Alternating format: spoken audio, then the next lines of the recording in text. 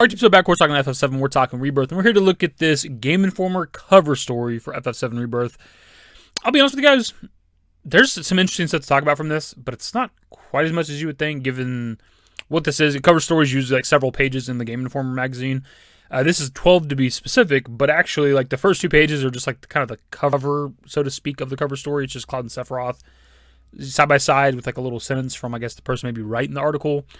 And then like the first 4 pages are just kind of recapping like the remake project leading up to a remake and stuff like that. It's not really till like the 7th page, maybe intentionally, where they really start talking about Rebirth itself. That really only leaves like half the article to be dedicated to Rebirth, and through all those like paragraphs and stuff, there's just a lot of repeated information. There's just not a lot like you would think there would be. There's a decent amount of things we can talk about for sure, but it's just not quite as much as I was hoping. But still, let's hop into it.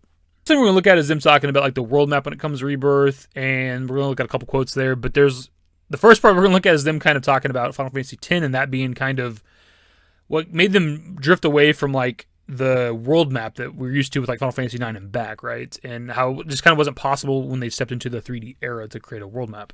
We started off expressing this world that you can venture through with a world map. That was how it was starting with Final Fantasy I, Katase says.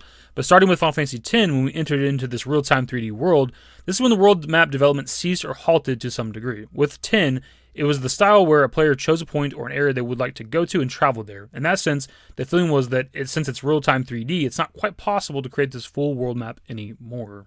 So first off, when you start blaming Final Fantasy X for stuff, I'm going to feel some type of way. Not really, though. But I will say, though, the linearity and the lack of a world map of 10 was definitely a gripe back in the day when I first was playing the game. Obviously, as time's gone on, it doesn't even affect me anymore. I love it. Final Fantasy X is the second favorite Final Fantasy of all time and one of my favorite games of all time. So obviously, I love what they did with 10.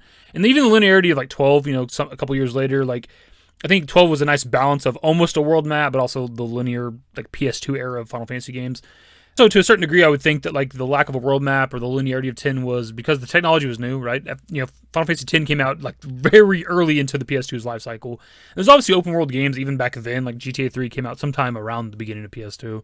And like later on down the road, we had Dragon Quest VIII, which was literally an open world. I mean, to a certain degree, right? It's pretty linear through most of the game, like FF7 original. But eventually, you get the ability to traverse the whole world, right? Just like FF7 original as well. So obviously, open world RPGs were possible in PS2. It's just probably not easy to do at the beginning of PS2, maybe. The team members, including creative director Nomura, were happy to hear the world map was back, allowing players to freely explore the vast open wilds in the original game. Ever since the world map disappeared, I really had this weird feeling, and I always thought it was strange without a world map. I thought that you can't really have an RPG without a world map, and specifically for Final Fantasy VII, to fully experience this world, we must have a world map. We can't be without it. That's obviously something I love to hear, because there's a big concern for a lot of us going into, Remake Part 2 / Rebirth, before we ever got to really see the game, like, is there going to be a world map? We just didn't know based on Remake, because Remake was so linear. It makes sense, we're just in Midgard that game, but still, coming off of Remake, we're just like, how are they going to do this? Is it going to be linear, like wide linear zones? Is it going to be very linear? Do you just go from like calm Chocobo Farm, Mythril Mines, do you even get to walk the world at all? But it seems like on the development side of things, they always felt like there had to be a world map, especially if you're recreating FF7. Which the next bit we're going to read is them talking about like the game length, which we're not going to read that part because we already know it's like 100 hours if you do everything, whatever. About 40 hours for the main story. But they asked Hamaguchi what his like favorite RPG is outside of Final Fantasy, and he, without hesitation, says Witcher 3, which is also my favorite RPG, right? Outside of FF7, Witcher 3 is like my second favorite game all time. So what I'm saying is me and him are connected. We're spirit animals. We're best friends. Me and Hamaguchi are best friends. We hang out all the time. But it's not content bloat to inflate those playtime hours. When I asked Hamaguchi for his favorite RPG outside of the Final Fantasy series, without hesitation, he names The Witcher 3 Wild Hunt. CD Projekt Red's 2015 masterpiece that many consider one of the greatest games of all time. It definitely is. That title is known for its meaningful side content, which is so strong that its storylines sometimes even match those of the main story. Regarding titles like The Witcher 3, which has that open-world role-playing type element, we did some extensive research into these types of titles and looked at it as a baseline in which Rebirth should be a type of title that can stand alongside it and have this type of content that would be satisfying to its players, Toriyama says. So obviously they want to have like side content that's comparable to Witcher 3, which is a very tall order. Like we have side quests and side content in like all the Final Fantasy games. Some of it's good, some of it's great, some of it's shit, just depending on the game. But we haven't had a Final Fantasy game yet, at least in my opinion, that has like side content as good or as compelling as Witcher 3, because that's just an extensive RPG where you can do a side quest here and like 10 hours down the road, you'll have the repercussions of it. Whether you did something good, something bad, you'll see that shit as you're exploring the world, right? You just don't know, just depending on how you do a quest, like changes like the world itself, right? Where you're going to find characters and things like that. I just don't know if they're doing that with Rebirth. I love the ambition. I hope that's the case. And if it's not, this could be like the groundwork. Maybe game 3 is where they could go like full Witcher 3, and I'd love that, obviously. But it's a tall order if you're trying to stand alongside Witcher 3. So I hope that does. So this next bit, they talk about Chadley and like helping him and getting materia and stuff like that. Shit we already know, we've already seen with the TGS gameplay, but it's a second sentence I wanted to read that says, the young researcher once again wants your help learning about materia, and he'll reward you with additional summons. So that's a little bit disappointing and something we've talked about before. A lot of us don't necessarily want Chadley's the summon guy again. We gotta do like the Chadley shit to get summons. But it seems like that's the case. Who knows how much? I mean, I hope there's still materia in the world, like summon materia that we can find in the world, and I want to go through like some dark fucking cave and there's some material at the end, some ancient like shrine to another Bahamut or something, and then we go there and we got to fight some boss and we get some material. Like I want that type of shit. I want to come to fucking Chadley all the time for summons. So hopefully it's just like a couple and it's not where we get most of our materia. The rewards sound worth it, but from everything I hear from the developers, the story may be the driving force behind pushing players to side quests. To make side content more meaningful, Square Enix expanded the affinity system. This under-the-hood mechanic takes your actions towards a character and translates them into how certain scenes play out. Final Fantasy VII Rebirth side content is a critical driver for this mechanic. Each side quest brings in a secondary protagonist from the party. Completing a side quest improves Cloud's affinity with the given character. So obviously the like affinity system is something we already known since like TGS, where they we've seen the quest with Red 13 or whatever, right? But this seems to confirm that every single side quest brings in a secondary character, and then doing that side quest builds affinity with that character. And it makes me wonder how that affects like the dating system, right? Because we know that that's a thing. Obviously, the dating scene is going to happen in this game. How does that work if you just do like every single side quest? How does it decide who the date is with? I wonder if it's similar to OG FF7, where characters have like a starting amount. Like Aerith was the most, like 40 affinity points or something like that, and then Tifa was like 20 or something, and like Yuffie and Barrett had like a lower amount. I remember exactly how it worked. But I wonder if that's a thing now too, if they're going to do like a similar thing where Aerith has like kind of the most, and if you kind of just do everything in the game up to the dating scene, you probably just get Aerith kind of like the original, or if you got to go out, how would you go about deciding who you do the date with if you're just doing all the side quests is what I'm trying to get at here, I guess. This part's pretty interesting because they talk about a brand new location. I witnessed this firsthand in an exclusive hands-off demo as Cloud and his party traveled to the Crow's Nest, a town that wasn't in the original game. The sister town to Under Junon features just as many anti-Shinra residents, so once they find out Cloud and his friends are in Avalanche, they welcome them with open arms. In my demo, as the party returns to the town, the Crow's Nest residents greet them with cheers. This is because the team just completed a side mission where they retrieved an item for another resident. After taking a stroll around the area, Cloud talks to a person who informs him of a mercenary operating out of a nearby lighthouse. We're talking about Kyrie here. Of course, Cloud decides to investigate. The part's obviously pretty interesting because we're talking about a brand new location, something that's never existed in FF7 before. They say that Crow's Nest is a brand new location, brand new town. It's a sister town to Under Junon, so I don't know if that means it's like right near Junon, or if it's like just right next to Under Junon, somewhere underneath the upper part of Junon, or if it's like somewhere away from Junon or something. I don't know exactly. But very interesting that we have a brand new town. So it's exciting because it kind of confirms that there will be, aside from actual like POIs that we see in like the background of gameplay, like there's actually going to be brand new locations themselves, which is kind of cool. So they talk about some of the combat capabilities of Red 13 and Cait Sith. Cait Sith shit is obviously the new stuff. We don't know a lot about how he operates in battle. We obviously know most of what Red 13 does. So we're just going to read this part that says, meanwhile, Cait Sith brings the most unique combat style yet to the remake series, including moves that play off the luck mechanic from the original game. Cait Sith can fight separately or summon a Moogle to ride on. When on the Moogle, Cait Sith has an entirely separate moveset than when he's solo, such as a Moogle mine attack where bombs spread across the battlefield. He can also dismount and use his solo moves, while Moogle will continue attacking as controlled by AI. Moogle has a separate HP meter, and if he takes too much damage, he'll vanish until Cait Sith summons him again. So I really like that because it's like cool to learn more about how Cait Sith operates in battle because we just don't know a lot about that. The Moogle mine thing sounds kind of cool, but specifically I love that you can hop off the Moogle and it fights by itself because that gives you technically sort of like an additional party member, right? So if you're doing like Cloud, then Cait Sith, and then you hop off the Moogle, that's like 3 party members technically, and then you can do like whoever you want, the third actual party member. In this case, we could just say Aerith, there's your 4th party member. Then she could do like the Fleeting Familiar thing, that little butterfly you summon alongside you that attacks. That's technically like a 5th party member doing some damage to the enemies. And if you throw out like an actual summon, then you have like 6, technically party members kind of running around the battlefield fighting. Like it sounds like it'd be pretty damn fun. This whole section is the curious stuff. We kind of mentioned it in yesterday's video. I kind of mentioned it earlier too. She's the merc that we're going to visit at the lighthouse. She's playing like music or something that's attracting the monsters. This is where we fight the Flawn enemy, etc., etc. But there's an interesting bit towards the bottom where it talks about how Hamaguchi, who is playing the demo for me, takes the opportunity to call Titan, one of Rebirth's summons. This whole creature joins the party in battle, tearing through the white mooses to help you complete the mission. So I find that part that we read kind of interesting because it might give us an indication of when we're receiving the Titan material, right? With this whole gameplay section, this hands-off section that Hamaguchi is actually playing is around Junon, obviously. We did the Under Junon side quest, the crow's nest that they talked about, and then we go and meet Kyrie at a nearby lighthouse. So it's somewhere around there, and like it's possible they have the Titan materia for the gameplay just to show it off, but it's also equally as possible that you receive the Titan materia somewhere around here, maybe from Chadley. Also, we know that we have the ability to like backtrack when it comes to this game, right? You can come back and do like side quests at any point. So just because we're seeing Titan used during this side quest doesn't necessarily mean that that's where we get it, right? But I just want to point that out just in case. They further go on to clarify that with this Kyrie side quest, like Red 13's like the main side character for that, and that you build affinity with him when you complete it. So this whole section here, they talk about building affinity with synergy attacks and stuff like that, but they describe one that I think is new with Kate Sith and Cloud, where the Moogle actually grabs the Buster Sword and Cloud rides on the back of the Moogle, which is kind of crazy. This sounded kind of familiar. I feel like I've seen like Cloud riding the Moogle, but I could be absolutely wrong with that. You guys can let me know in the comments below. But that's the type of like crazy shit that I want from this game, though. This kind of wacky OG FF7 stuff. I want Cloud riding this goddamn Moogle while it's wielding the Buster Sword. There's a section where they talk about mini games, and most of it's stuff we already know. They do talk about the card game a bit, but we don't get a whole lot of information. But Toriyama does mention that in terms of the number of cards, there's a massive amount, enough to be like its own card game almost.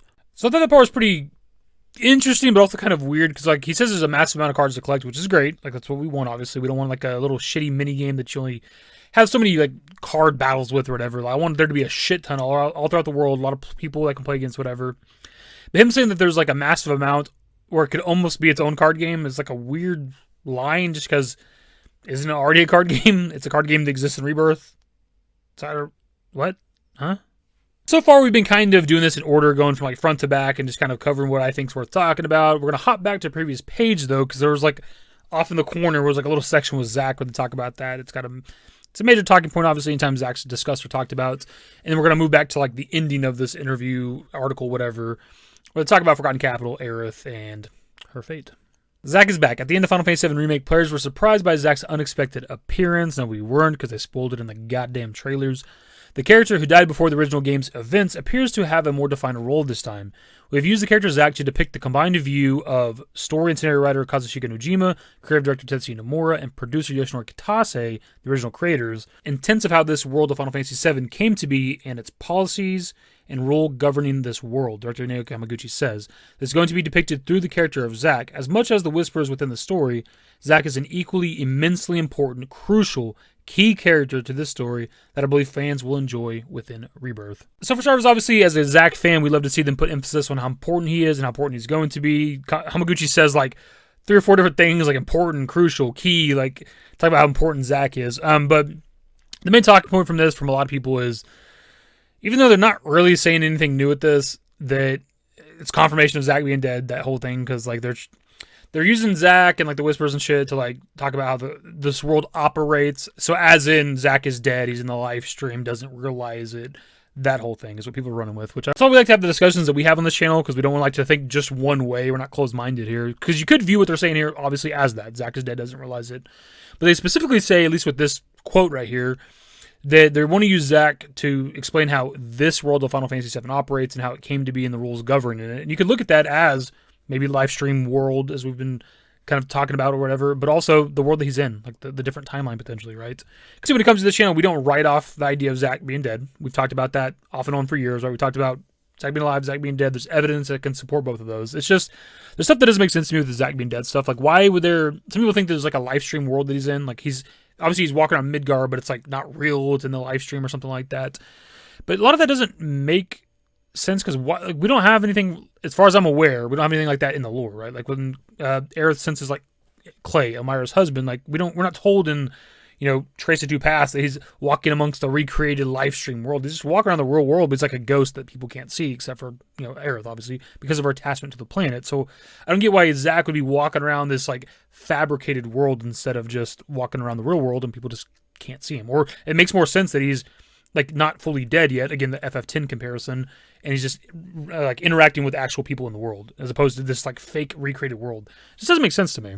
Also, if he's in like some sort of like live stream world, why is he interacting with people he doesn't know? Like Biggs, right? He doesn't know Biggs. You could argue that maybe Biggs is dead. Okay, that can make a little bit of sense, but then he's interacting and talking with Kyrie and probably interacting and talking with Elmira. And Marlene maybe has a little bit of connection to the planet or wherever the fuck's going on there. But him like interacting with people that he shouldn't even know in death because he never knew them in life, that just doesn't add up. So there's also got to be some sort of payoff for the Terrier stamp logo, right? And some people will write that off as like it's an old logo in the past or something along those lines. But it's not. Like, the stamp logo was designed like during the Wutai War, right? So it's been around since like the 80s, which is around when like Zack and Cloud and everybody were born. So they've all only ever known the Beagle logo. So that doesn't explain the Terrier logo. So there's got to be some sort of payoff for that. And obviously the multiple timeline stuff makes the most sense for that, at least. And now we move on to the ending-related stuff. Final Fantasy VII Rebirth may feature side content, minigames galore, but the main story will undoubtedly leave its mark. Since Rebirth brings the story up to the point where the party reaches the Forgotten Capital, players will need to reckon with Aerith's story arc after playing a game built around deepening the connections between the party members. When asked the development team about this scene, the previously jovial mood dropped into a somber state. While the team is tight-lipped about how the events will play out, it insists it has achieved something that will shock even the players who have played through the scene in question multiple times. This is obviously something we talked a lot about here on the channel, Aerith's fate. We talk about the possibility of surviving. Not that I think that that's going to happen. I just think it's a possibility. And for reasons we've described in the past, like, she's technically got to die to be in the planet to use like the live stream to help Holy defeat Meteor, that whole thing with the original FF7, right? But there's no reason she like necessarily has to die at Forgotten Capital unless maybe being buried there has some sort of benefit because it's the home of her people, that she's etc. That whole thing. That could obviously be an argument for that, but technically speaking, she could die kind of anywhere and be within the planet, is my whole point on that. But they keep an emphasis on the fact of like how important this segment is, how faithful they want to be to OG FF7, but also that it's supposed to like shock you if you've even played it multiple times apparently. And it's like, how does that work? If we know what's going to happen, if we expect her to die, if she's going to die, we're not really surprised. So something's got to give somewhere, right? Like either her surviving, which would obviously shock all of us, or like she dies or is about to die and somebody saves her, or she dies and somebody else dies, or somebody else dies instead of Aerith. Like something somewhere's got to get, right? If it's supposed to shock old school players. It's something that I see people gloss over all the time. A lot of people that think like the story's not going to change, Aerith is going to die, Zack is dead. Like when they talk about the ending, it's supposed to be like shocking for like, you know, OG players that have played FF7 a lot. It's like nobody ever talks about that and what they think that's going to be. And like I feel like I'm the only one talking about this, dude. Like there's something there. I don't know what. Maybe something, Aerith dies, something happens afterwards, as we talked about. We also recently, the whole eye reflection thing with Aerith that some people write off, but like I clearly, for me, see something in her eye, and to me, it looks like a materia. The holy materia makes sense if she's going to Forgotten Capital to pray for holy. That's the whole point of that, right? So it makes sense to be the holy materia in her eyes. So it's possible that like the new shocking thing would be Sephiroth killing Aerith and then getting the whole materia. And then also obviously come down to whether or not she successfully prayed for holy, because obviously she did in the OG game, but maybe she dies before she does. And if that happens, then we might roll into the third game with Sephiroth maybe having his hand on the holy materia that was not successfully like activated, but also the black materia. And like we're going into the third game, how the hell do we stop him? Beginning with the original Final Fantasy VII, when we had started working on it, it was already decided from the get-go that life would be the central theme surrounding Final Fantasy VII, Nomura says. I knew that we had to depict life and death within this title. Prior to Final Fantasy VII, there have been other titles where characters have experienced tragedy, but many of them have come back or been revived in some way. But I believe that loss is something that happens unexpectedly, and it's not something so dramatic or drawn out, but it's something in which a person that you have just conversed with is suddenly gone and never to come back.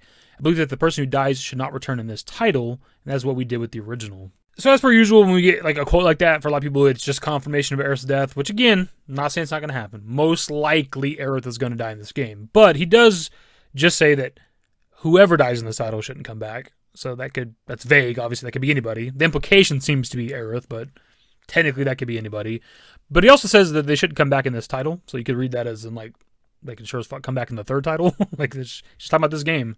Most of all this, whenever it comes to the ending of this game, somebody's going to die. Whether it's Aerith, somebody else, Aerith and somebody else, however that works. Like, whoever dies, I do want it to be permanent. I don't want people coming back, unless it's like multiple timeline shit. Like, if Aerith dies here and wakes up in Zack's world or timeline or whatever the fuck, like, that's fine. But when it comes to, like, the OG FF7 timeline, I don't want them to come back. I want them to be brought back by some magical bullshit or whatever the fuck. I want it to be permanent because we need loss. It's something I've bitched about with Remake, where like all these people are dead, and then we get to the end of Remake and like Zack's coming back alive, which I'm not bitching about, but it's come back alive. Then we have Biggs coming back alive, and there's Jesse's glove, so Jesse's potentially coming back alive, and Wedge dies off screen, right? So more than likely he's alive too. I would say. So it's just like stuff like that. Like there was no real Barrett dies, right? Gets stabbed, and like the Whispers bring him back, like stuff like that. There's just no real loss in the first remake game, so I want there to be permanent death in this game. I guess actually something else we could take from Nomura's quote there, regardless of whether it's Aerith that dies or somebody else, he's confirming, though, that somebody's dying in this game, which is kind of a big deal, I guess. And I feel like there's not a better way to close out this video than this final paragraph from the article that says, much like the characters in the Final Fantasy VII Remake series, who are no longer governed by predetermined fate, the developers talk as though the possibilities in Final Fantasy VII Rebirth are endless. And after what Square Enix accomplished through Final Fantasy VII Remake, how the team explains its approach to Final Fantasy VII Rebirth, I'm inclined to believe them. It's obviously something we talked about a lot here on the channel, the whole like predetermined fate, breakaway from destiny, that whole thing. And as I said before, like it just in my opinion, how I view this is like if we don't have new shit, then like remake itself, the game was kind of pointless, especially that the whole ending, right? The whole chapter 18 singularity stuff, like all of that is irrelevant if we don't have new shit happening. I don't know what capacity of new shit. I don't know even what I particularly want from it, but it's like if we don't have new shit, then like why the fuck do we do that? There's certainly like an argument you can make that like maybe no matter what you do, you can't change fate. So like even if defeating Whisper Harbinger, doing this, that, or the other, like the story plays out the same. And if they want to go that route, I guess I could be okay with it. But it's a very common trope, right? Like no matter what you do, you can't change the future. That whole thing, can't change the past, can't change the future. Like it's always going to play out the same, like it's supposed to. That whole thing, like if they want to do that, I guess that's okay. But I personally want something new from this, some sort of original ideas, original story, original concept, as opposed to just fate is fate, and you're always gonna have to do what you're supposed to do. That whole thing, like I'd rather them do something brand new, but that's just me.